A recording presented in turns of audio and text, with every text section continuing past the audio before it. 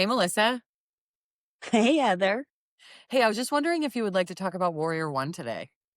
I would love to. I would love nothing more than to talk about Warrior One. Yes, thank God. Well, welcome back, everybody, to Melissa and Heather's Asana Breakdown chats. And today we are going to talk about the beautiful Warrior One, Vera Bhadrasana One.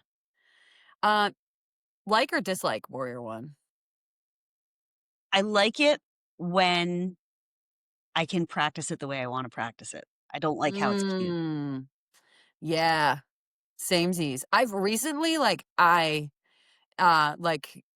liked Warrior One because I liked yoga, and then I hated Warrior One because I was doing it the way I was taught. And in the last couple of years, I've discovered a different relationship with Warrior One. I enjoy it now. Yeah, Yeah. it's a very powerful pose. I mean, obviously, I love power yoga. And Hmm. so accessing different things within these standing poses is a lot of fun, especially like getting into my legs and Yeah. creating a balance between that whole idea of like grounding your feet down, but then pulling up into center and Hmm. then reaching up and out, like that push pull dynamic is so cool. However, However. however, there's a couple little things that if when I go to class and it starts to get cute and there's some rigid, I don't want to call it rigid, but they're definitely old school cues that you find in even yoga anatomy books, Hmm. um, Yeah. that that box you in, and I can't access what I want to actually access in the pose. 100%. What are the cues? What are the misunderstandings? And what are sort of the most common things that are still happening that we need to full stop reframe on? I actually, because obviously we had a slight conversation about this earlier. I just thought of a We new one. did? I Yeah, was not there for that. you were not privy to that conversation. That don't let your front knee go past your toes. Like my I need to work on ankle mobility. Like Right. I like to squat. That's one of the reasons why I like these standing poses. Mhm. I need to work on ankle mobility. I don't have pain in my kneecap. I go up and down stairs. I sit on the toilet. Therefore, Yep. my knees go past my toes. Yep. I am more concerned as to whether or not a student's knee is caving in and putting pressure on the inside of the knee, or maybe too far out and the inside of their foot is lifting up. But I really don't care if it's tracked directly over their ankle.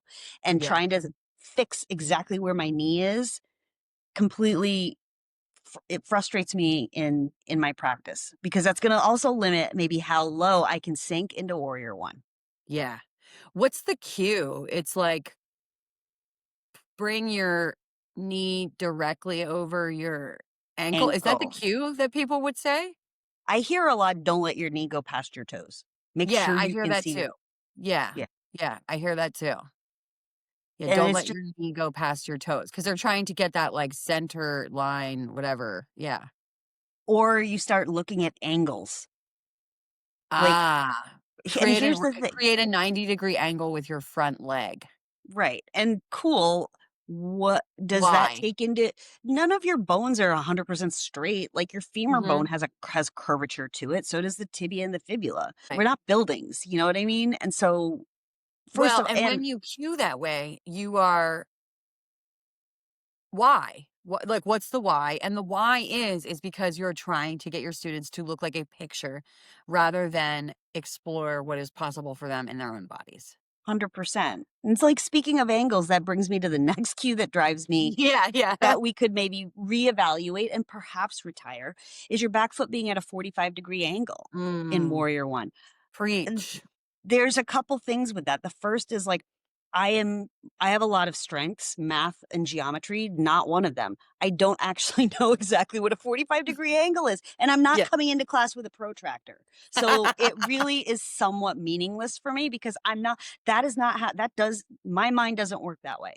Now, if Yeah. you tell me to put it down like on an angle or spin your back foot flat, it gives me a little bit more play. Right. And also, depending on what's going, if I have knee pain, I can't fix my back foot and then try to, oh, this would be the third cue that drives me crazy. Try to square your hips to the front of the mat. Mhm. Your back foot is going to, like, you should be able to put your back foot almost, even if you, what if Wherever it you is in a want. warrior two? Yeah. Yeah.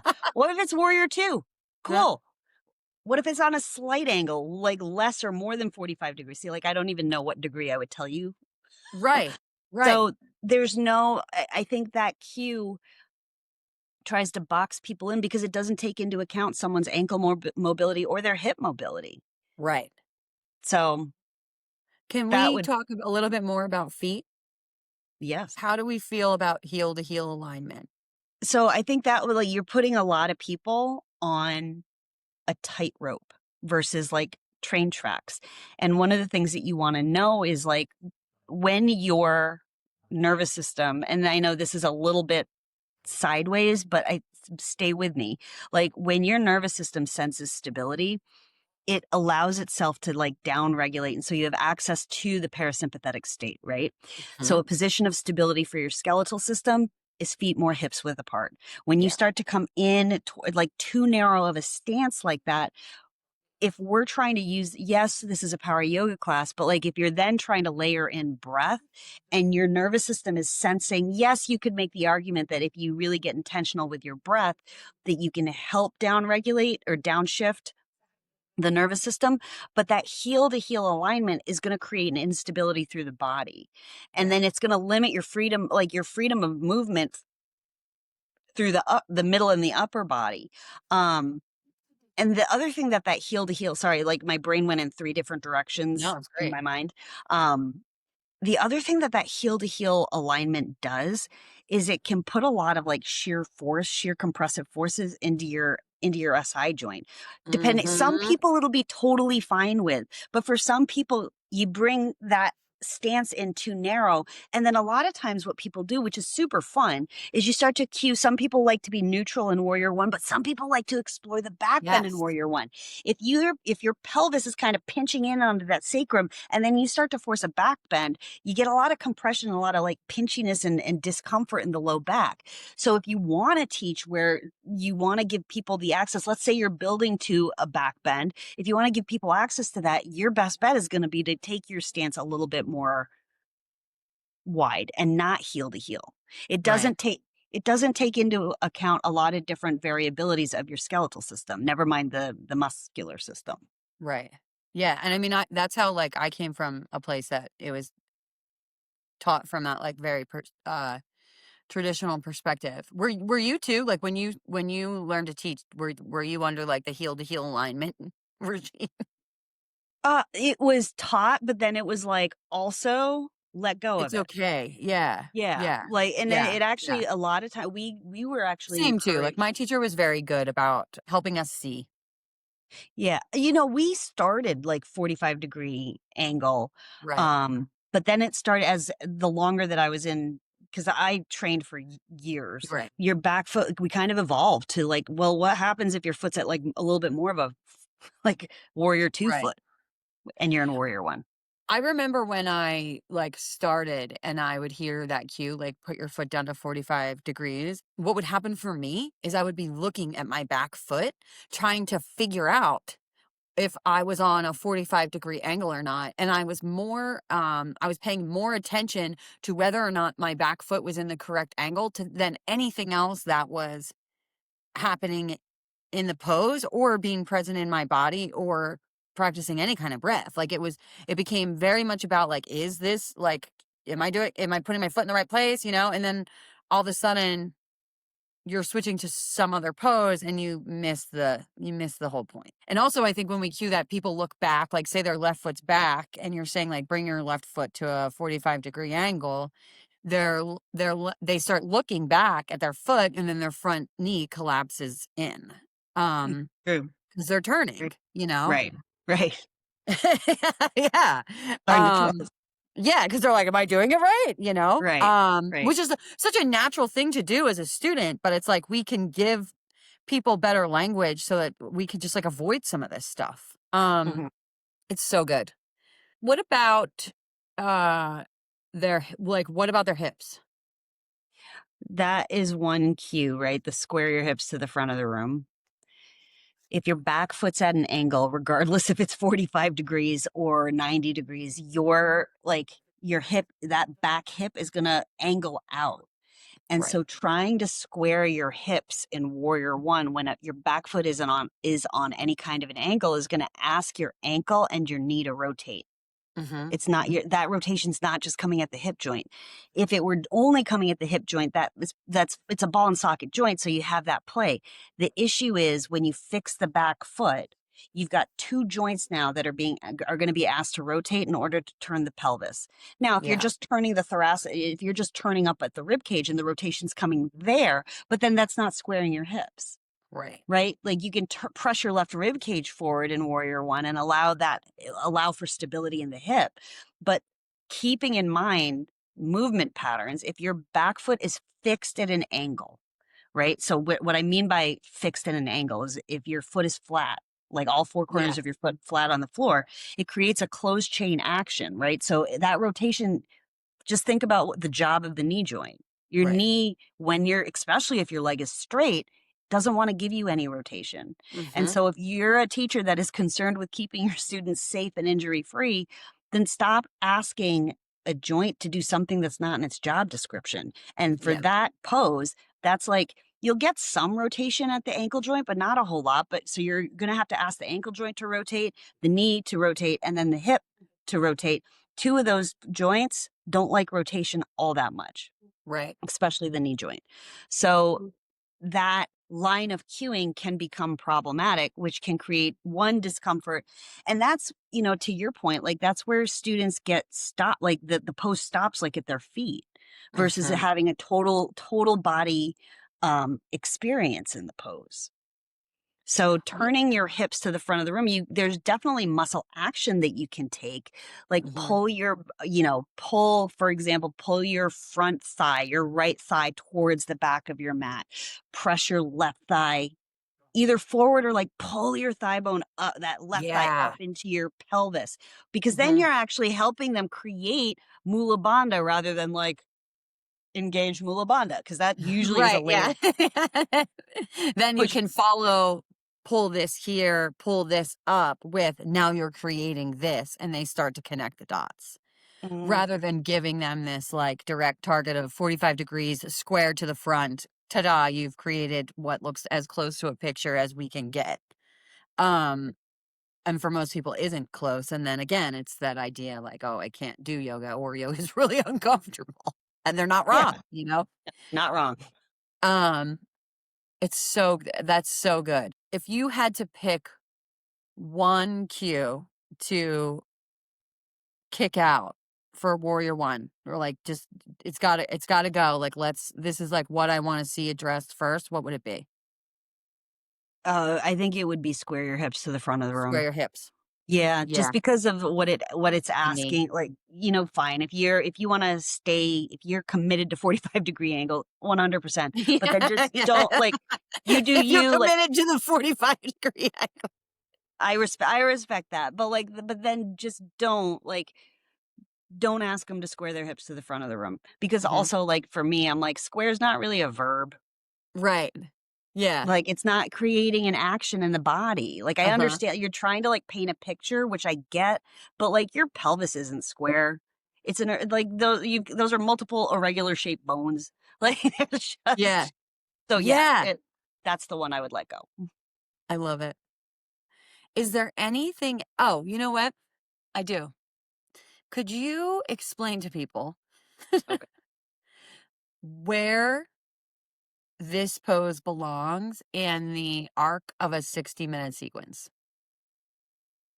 Front half of the sequence is you're starting to obviously, Warrior One is traditionally gonna be seen in your starting in, like, your Surya Namaskar. I just use Right. Sanskrit, by the way, like Oh, I saw yeah, you totally use Sanskrit. I'm so proud of you. sun salutation, your sun salutation B.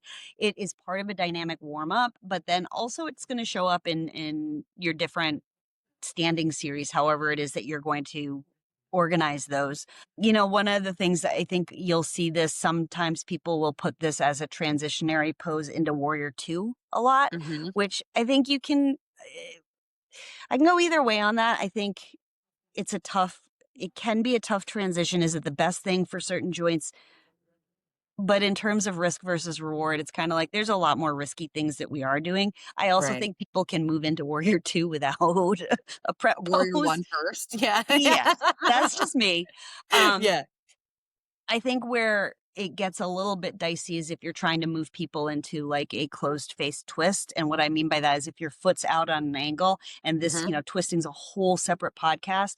But if like Mhm. if you're in Warrior 1 and you want to move directly into like revolved crescent lunge or you want to go into twisting triangle, that's not going to be when you really take a look at spinal mechanics, that's not going to be the best way that you would want to set someone up for a twist. Yeah. So, to get back to your question, it's going to be in the front part of the sequence where you're building heat.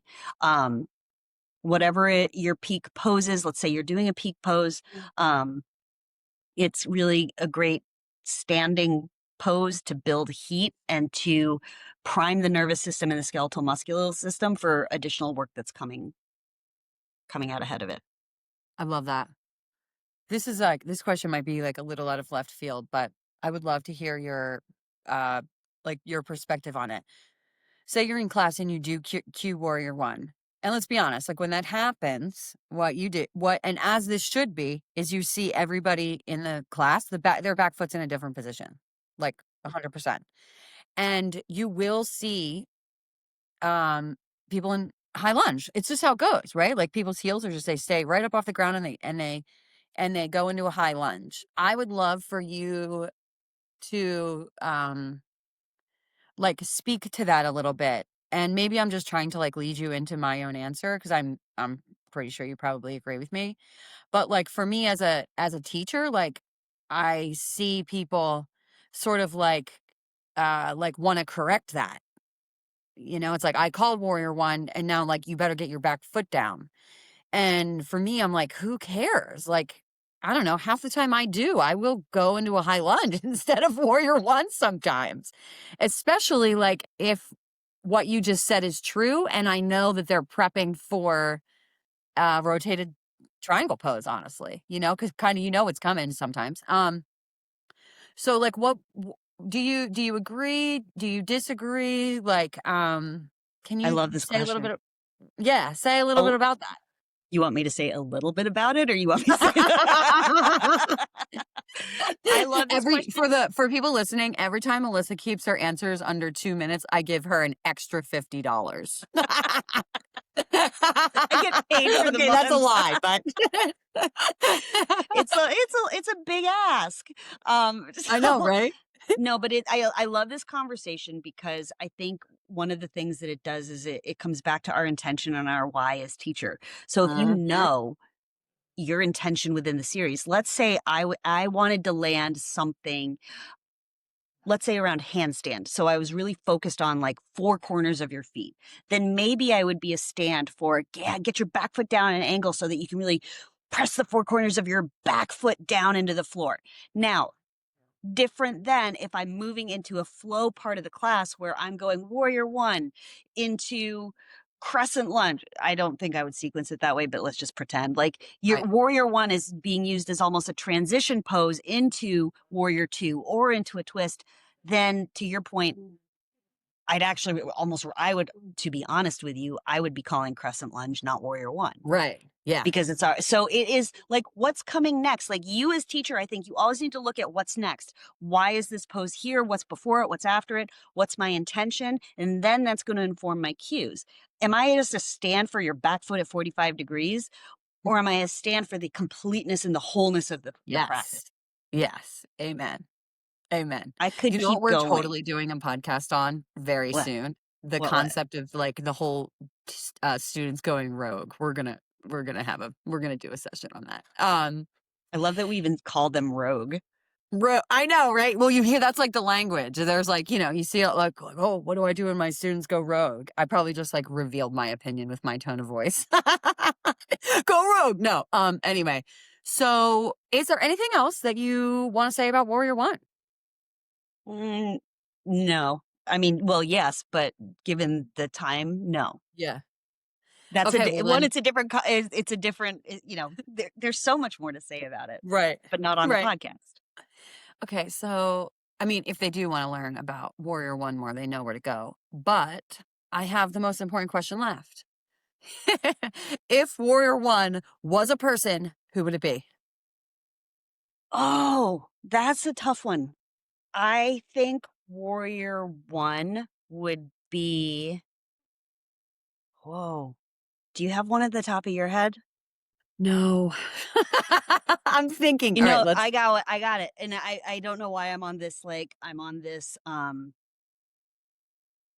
kick, but it would be, Black Widow from the Avengers, Scarlett Johansson. oh, we love Scarlett Johansson. Can I just use your answer?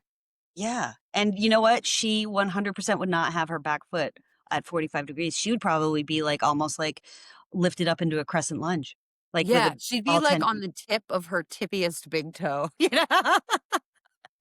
well, because Yeah. think about what Warrior 1 is when you go, like, to the myths of the asanas, like, it is literally it's a god, right? Mhm. Virabhadra coming up out of the ground with his sword to, like, Yes. smote someone. That's the Yes. word, is smote. To smoke someone.